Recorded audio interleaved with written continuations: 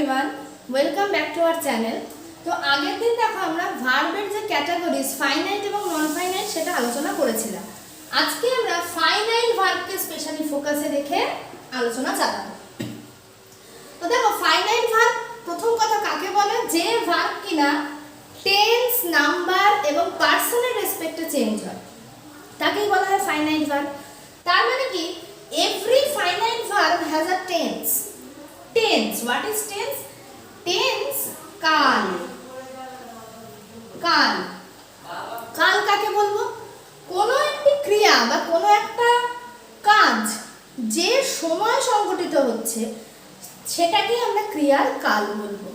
তো টেন্স হচ্ছে সেটাই, একটা ভার্ব কখন কাজটা হচ্ছে। সাপোজ একটা ভার্ব হচ্ছে প্লে। প্লে দিয়ে আমি কয়েকটা সেন্টেন্স তৈরি করে দেখাবো যে টেন্স কিভাবে ভ্যারি করছে। একটা সেন্টেন্স আমি লিখলাম আই প্লে ফুটবল।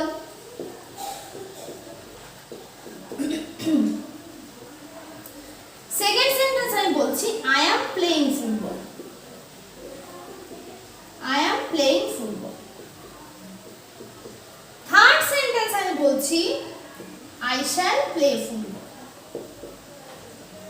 একটাই ভার্ব কিন্তু প্লে, সেই প্লেটার দেখো রূপ কিভাবে চেঞ্জ হচ্ছে। একটা আমি বলছি আই প্লে ফুটবল, আমি রোজ খেলি ফুটবল। সেকেন্ডে আমি বলছি আই অ্যাম প্লেইং ফুটবল, আমি এখন খেলছি ফুটবল। থার্ডটা আমি বলছি আই শ্যাল প্লে ফুটবল, আমি খেলবো ফুটবল। তো এই যে ভার্ব খেলা, এই খেলাটা খেলি, রোজ খেলি, অ্যাট প্রেজেন্ট খেলছি, ভবিষ্যতে খেলবো। তো টেন্স হচ্ছে সেই জিনিসটা যা কিনা আমাকে বোঝাচ্ছে যে কোন কালে আমি একটা সেন্টেন্সকে লিখতে চাইছি। তো এবার আমরা টেন্স সম্বন্ধে যে বিস্তৃত আলোচনা সেটা করব।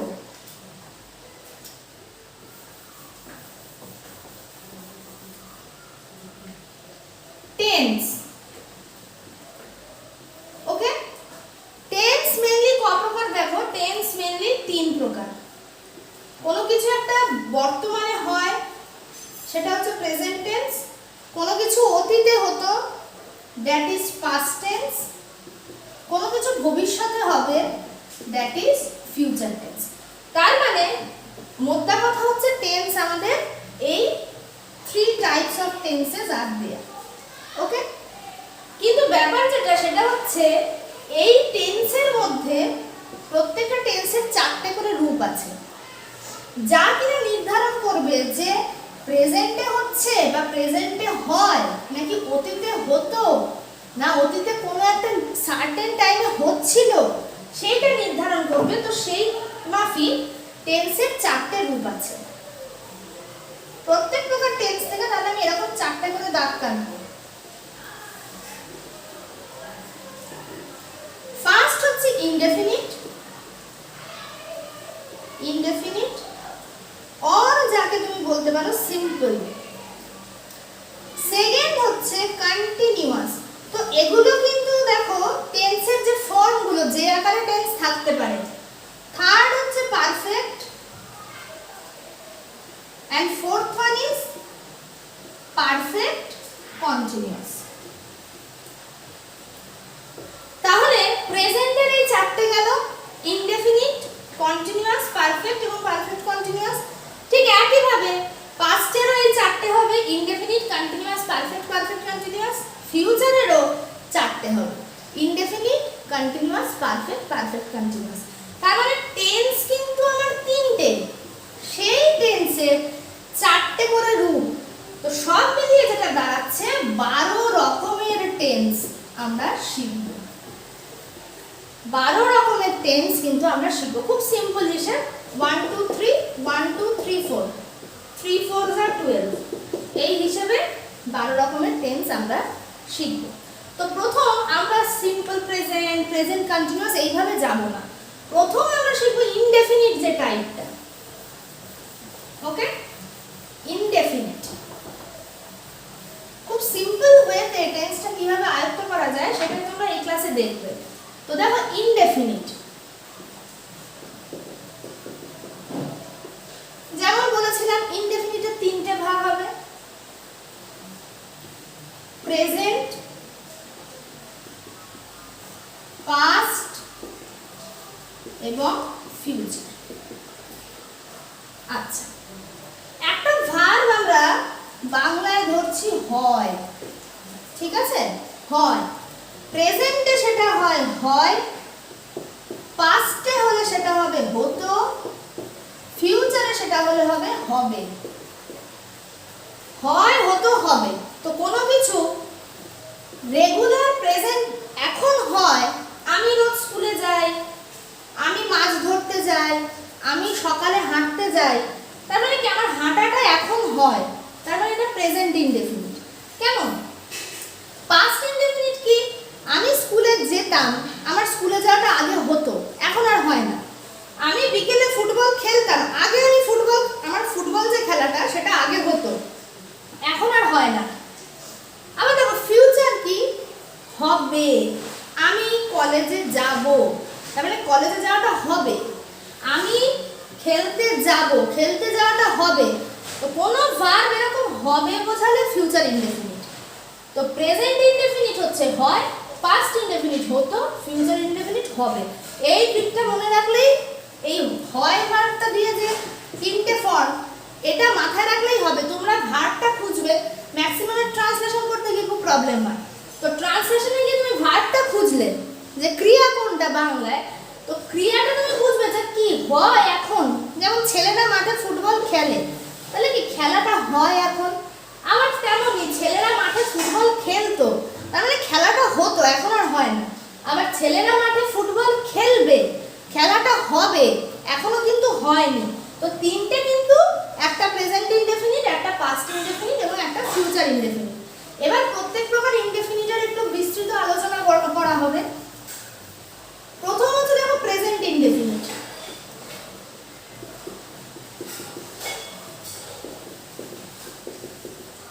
বর্তমানের যে কোনো অভ্যেস বোঝাতে, present any habit or work done in present। বর্তমানে কোনো কাজ বা কোনো অভ্যেস, এইটা হচ্ছে প্রেজেন্ট ইনডেফিনিট। এর প্রত্যেক ধরনের টেন্সের একটা স্ট্রাকচার আছে। আগের দিন যে আমরা V1, V2, V3, V4 and V5 অবধি শিখেছিলাম, সেটা কিন্তু এমনি এমনি নয়, তার পিছনে এই রিজনটা আছে। টেন্সে ইউজ করতে গেলে আমাকে সেই ভার্বের ফর্মসগুলোকে ইউজ করতে হবে। সাপোজ একটা সেন্টেন্স আমি লিখছি, I visit the museum। I visit the museum, তাহলে কে ভিজিট করে? না I, সাবজেক্ট। ভিজিট ভার্বটার ফার্স্ট ফর্ম, তাহলে V1 the museum। এটাকে তুমি সবসময় অবজেক্ট বলতে পারবে না, অবজেক্ট হওয়ার জন্য একটা শর্ত আছে। তাহলে এটাকে আমি রেস্ট পোরশন বা বাকি অংশ লিখে দিলাম। কেন আমরা বলি, বিভিন্ন বইতে দেখি যে অবজেক্ট অবজেক্ট অবজেক্ট, কিন্তু অবজেক্ট কিন্তু সব ভার্বে থাকে না, অবজেক্ট লেস ভার্বও হয়। তো সেই জন্য আমরা এটাকে বাকি অংশ বা রেস্ট পোরশন বলে রেখে দেব। এবার একটা জিনিস ফলো করার মতো আছে, সেটা হচ্ছে সিম্পল প্রেজেন্ট বা প্রেজেন্ট ইনডেফিনিট টেন্সে ডাইরেক্ট কিন্তু V1 ব্যবহৃত হচ্ছে, কোনো রকম বি ভার্বের কিন্তু হেল্প এখানে প্রয়োজন হচ্ছে না। আমরা সেন্টেন্স লিখতে গিয়ে যে ভুলটা করি, I am visit the museum, একটা সেন্টেন্স লিখে দিলাম, কিন্তু এটা ভুলে যাই যে সিম্পল প্রেজেন্ট টেন্সে একটা যদি মেন ভার্ব থাকে, সেখানে কোনো বি ভার্ব আর আসবে না। এবার am কি বসবে না I এর সাথে কোথাও? হ্যাঁ বসবে, যেখানে কোনো মেন ভার্ব না থাকবে। সাপোজ একটা সেন্টেন্স বললাম, I am a student of class, যার যেমন ইচ্ছা ক্লাস বসিয়ে নিও, ড্যাশ ড্যাশ ড্যাশ ড্যাশ। তো এই যে I am, এই আমটা কেন এখানে বসছে? এখানে am হচ্ছে হই, আমি হলাম বা আমি হই একজন স্টুডেন্ট এই ক্লাসে। তো এখানে কোনো কিন্তু মেন ভার্ব নেই। সিম্পল প্রেজেন্ট টেন্সে এই কি মানে কি সেন্টেন্সটা লিখে নিতে হবে যে সিম্পল প্রেজেন্ট টেন্সে, সিম্পল প্রেজেন্ট বা যাকে আমরা প্রেজেন্ট ইনডেফিনিট বলি, সিম্পল মানে ইনডেফিনিট টেন্স। আর প্রেজেন্ট ইনডেফিনিটে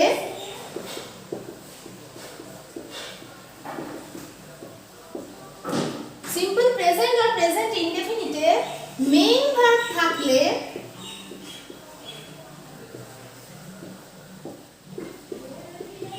কোনো বি ভার্ব বসবে না। এইটা খুব মাথায় নিয়ে নিতে হবে, কেন এর উপর বেস করেই আমরা ভুল করি সেন্টেন্স লিখতে। এইটাই আসল ফোকাস করার জায়গা, ঠিক আছে? তো যে স্ট্রাকচারটা সেটা কিন্তু এটা, যে subject plus V1 plus rest portion, এইটা গেল প্রেজেন্ট ইনডেফিনিট।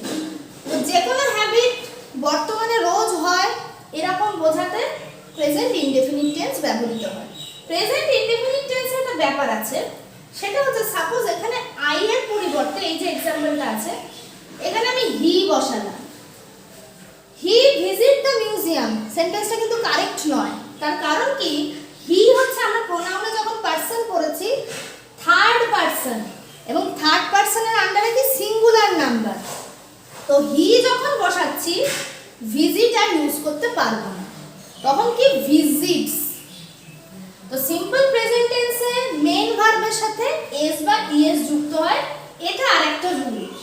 কখন, যখন কিনা সাবজেক্ট থার্ড পারসন থাকে।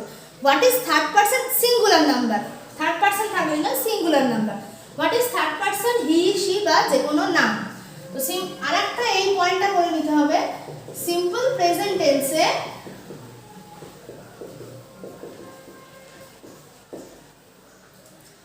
Third person singular number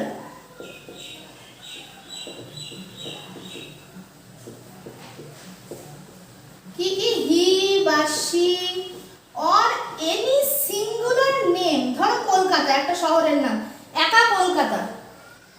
Kolkata gives you a beautiful view in holidays. তো কলকাতা যেমন সিঙ্গুলার একটা থার্ড পারসন সিঙ্গুলার নাম্বার, কিন্তু কলকাতা এন্ড দিল্লি যদি বলি সেক্ষেত্রে কিন্তু আর ওই গিভস হবে না, সেখানে গিভই হবে। Third person singular number he বা she or any singular name, এর ক্ষেত্রে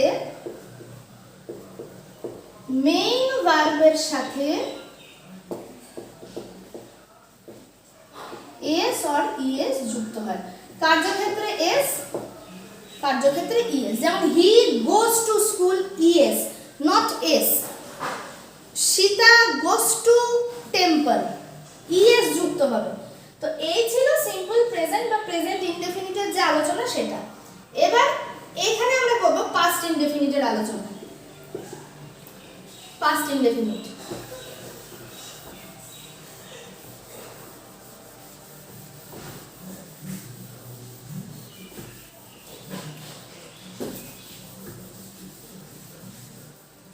তো পাস্ট ইনডেফিনিটের ক্ষেত্রে কি হবে? পাস্ট ইনডেফিনিটের ক্ষেত্রে কি হবে দেখো, এনি হ্যাবিট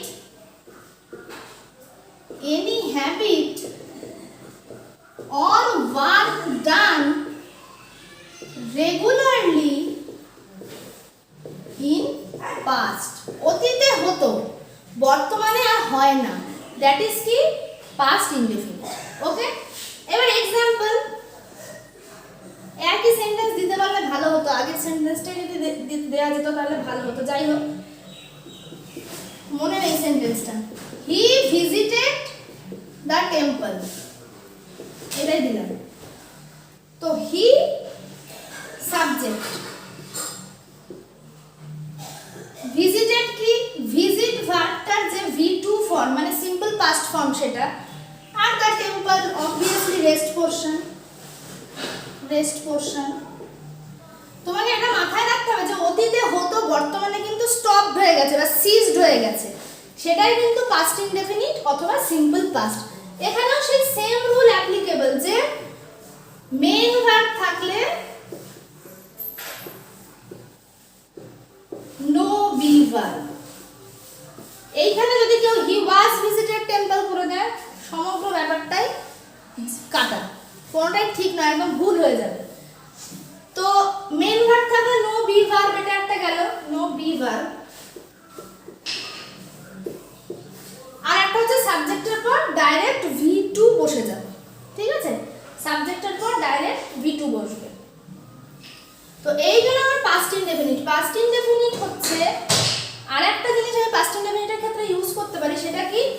রেগুলার তুমি যদি কোনো কাজ করো, সেটা প্রেজেন্টের ক্ষেত্রেও হবে।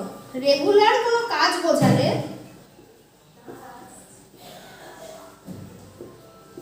মানে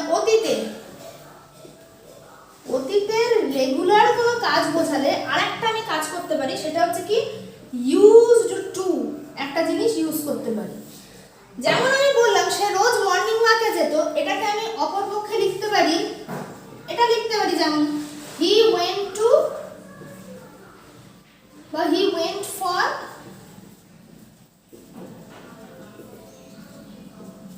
মর্নিং ওয়াক এভরিডে।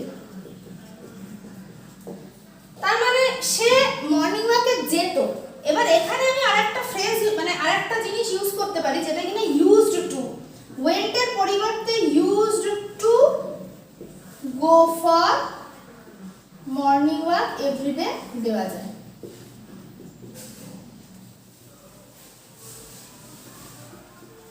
এটাও ইউজ করা যায়। আবার সিম্পল প্রেজেন্টের ক্ষেত্রে এটাই হবে ইউজড টু, মানে হি যদি থাকে তাহলে ইউজেস টু হবে।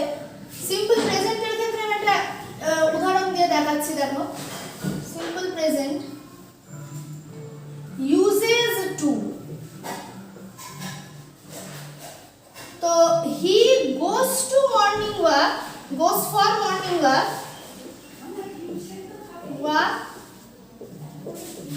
এভরিডে। এই জিনিসটাকে তুমি আরেকটা দিতে পারো, সেটা হচ্ছে goes for morning walk everyday না দিয়ে, আচ্ছা এখানে এভরিডেটাকে তুলে দেওয়া যেতে পারে।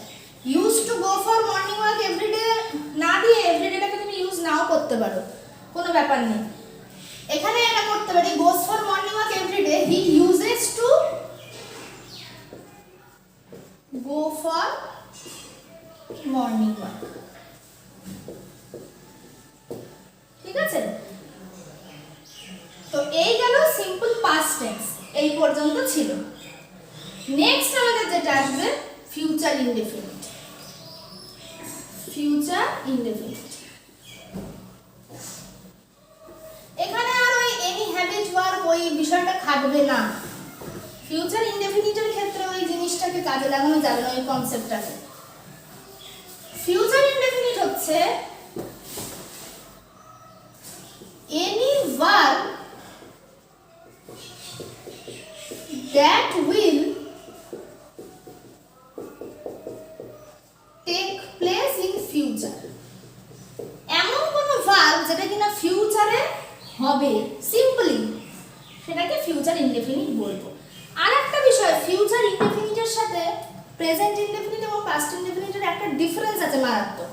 সেটা হচ্ছে এখানে V1 তো বসেই, তার আগে বসবে শ্যাল আর উইল, যেটা কিন্তু প্রেজেন্ট ইনডেফিনিট বা পাস্ট ইনডেফিনিটে বসে না, কোনো বি ভার্ব বসে না।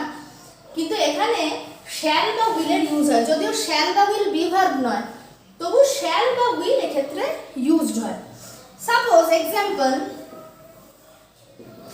ছেলেটি টেম্পলে যাবে, ওই সেন্টেন্সটা আমার মনে আছে, তো he will visit the temple। Shall বা উইলের পর অলওয়েজ কি বসবে না, V1 বসবে। ভিজিট কিন্তু ভিজিটের ফার্স্ট ফর্ম, ওকে। কিন্তু সব ক্ষেত্রে উইল বসে না। শ্যাল কোন কোন ক্ষেত্রে বসে, আই বা উই এর ক্ষেত্রে শ্যাল ব্যবহৃত হয়। যদিও মডার্ন ইংলিশে কিন্তু শ্যালের কোনো ইউজ নেই, সবটাই উইল, কিন্তু তবু এনশিয়েন্ট যে গ্রামার সেখানে শ্যালের ব্যবহার আছে। তো দেখো এই সেন্টেন্সটা যদি আমি লিখি, he will visit the temple, তো একে যদি আমি আই দিয়ে লিখতে চাই তো কি হবে, I shall visit the temple. Visit the temple দিয়ে করি, তাহলে বোঝা যাবে। তো আই আছে বলে এখানে কিন্তু শ্যালের ব্যবহার হলো। আবার যদি একইভাবে উইল ইউজ করি, উইলের ক্ষেত্রেও শ্যাল বসবে। তো তোমাদের এই ছিল ইনডেফিনিট টেন্সের যে আলোচনা, তিন প্রকারের ইনডেফিনিট, প্রেজেন্ট, পাস্ট এবং ফিউচার, সেটা ছিল এটা। তো একটা শর্ট নোট বানিয়ে নেওয়া যাক। শর্ট নোটটা কি রকম, present indefinite, present indefinite, past indefinite and last of all future indefinite.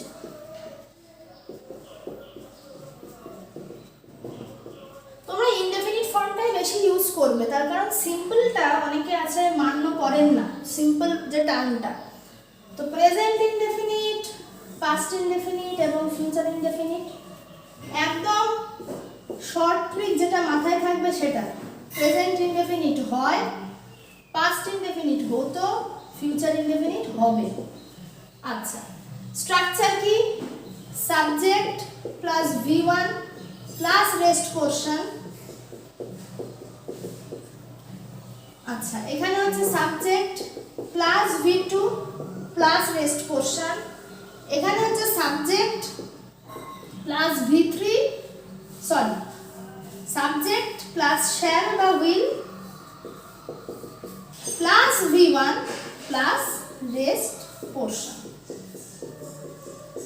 কোন ক্ষেত্রে ইউজড হয়, কোন ক্ষেত্রে ব্যবহৃত হয়? প্রথমে হচ্ছে ইউজেজ, ইউজেজ নয় মিনিং দিয়ে, এখানে মিনিং।